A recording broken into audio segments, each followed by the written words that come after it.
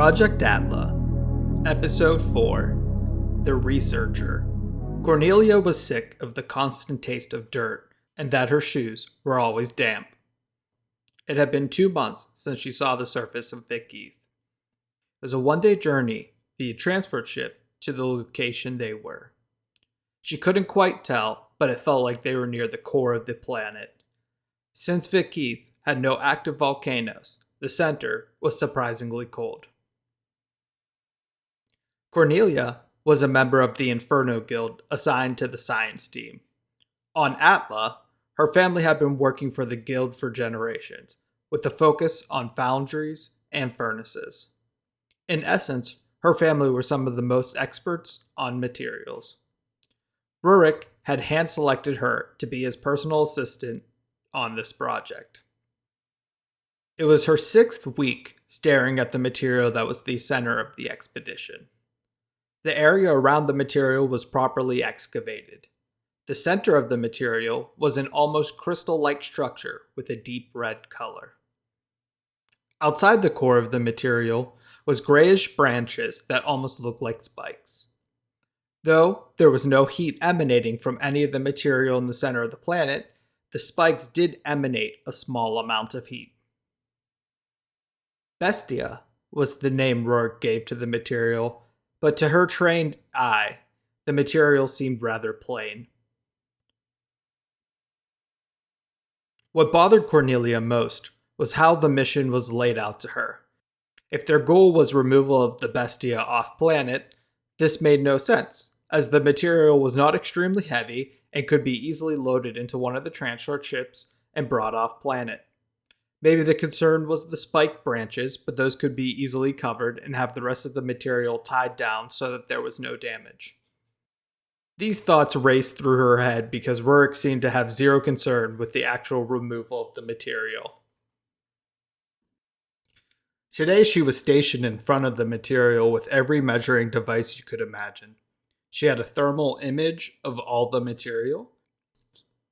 She was able to see the heat signature of every square inch down to the 5th decimal place. She had a device that was mapping the position of the material at all times. Lastly, there was a device managing all the gases radiating off the material. Right now, the temperature was stable, the item was not moving or giving off any gases. The whole setup confused the young woman. Before Rurik called to her, his foul breath was the first to reach her.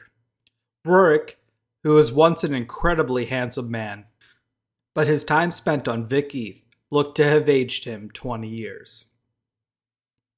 The once regal man with walnut-colored hair and dark eyes now was shaggy and graying. His eyes seemed darker, as if they were adapting to years living underground. Make sure to have all the equipment ready. We have one shot at this, and it'll be in about 20 minutes, give or take. Rurik's voice was hoarse. He has always seemed agitated, but during this moment, something was truly on his mind. He was fixated on the Bestia. Cornelia checked that all the devices were working properly. What is happening that we need to measure everything like this, Rurik?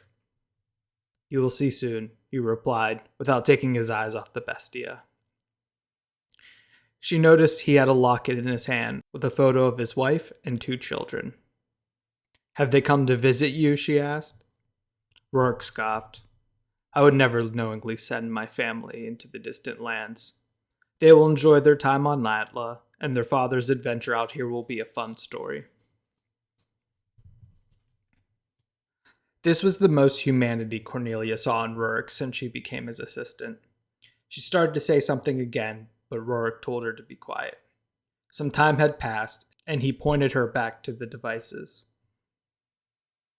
We will not know the exact time of this, so please focus on the equipment, Cornelia, Rurik said sternly. A few moments had passed, but suddenly there was a small whirring of sound coming from the Bestia. The thermal imaging device started to notice a new pattern.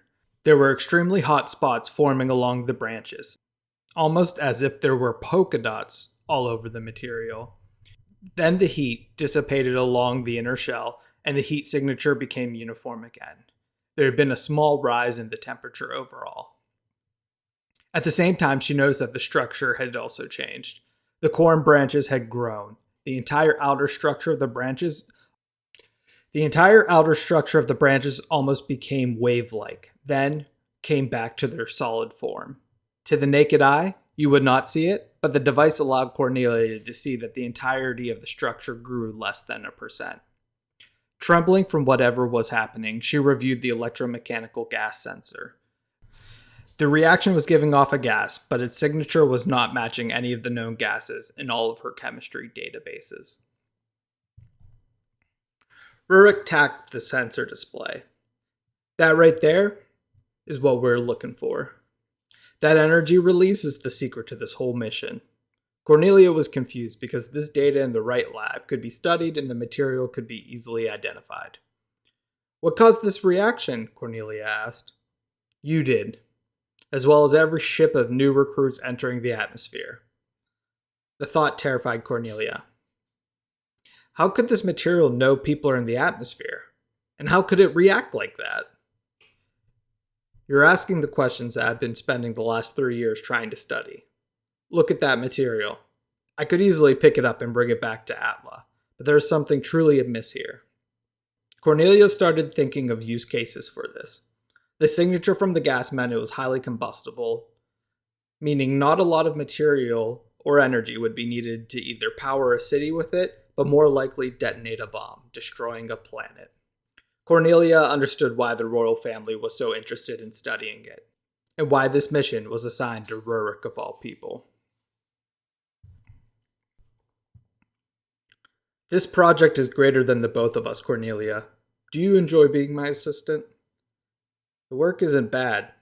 It's interesting, especially after today. But truthfully, I'd like to see the surface again. Being underground this long is not something I am enjoying. Understood, Rurik nodded.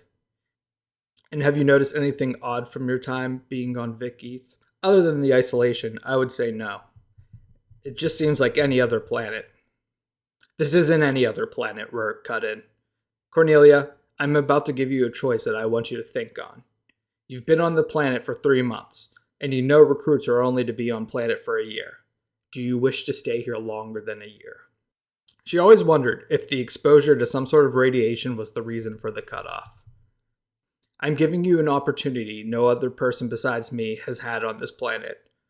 When you leave Vic Eth, you do not leave Vic Eth. Cornelia stared at Rurik, perplexed. She looked down at the grooves of her hands to make sure she wasn't dreaming. The bestia here draws something out of you when you arrive on planet. We are still near it, so it is not permanent. But once you leave the planet, the separation fully occurs. Our mission, if you choose to stay, is to figure out how we can harness the energy emitting from the material, but more importantly, being able to retrieve your essence from the material before you leave its surroundings. I am offering you a chance to save your own soul. Project Atla is written and produced by Elsie Caldwell. Thank you.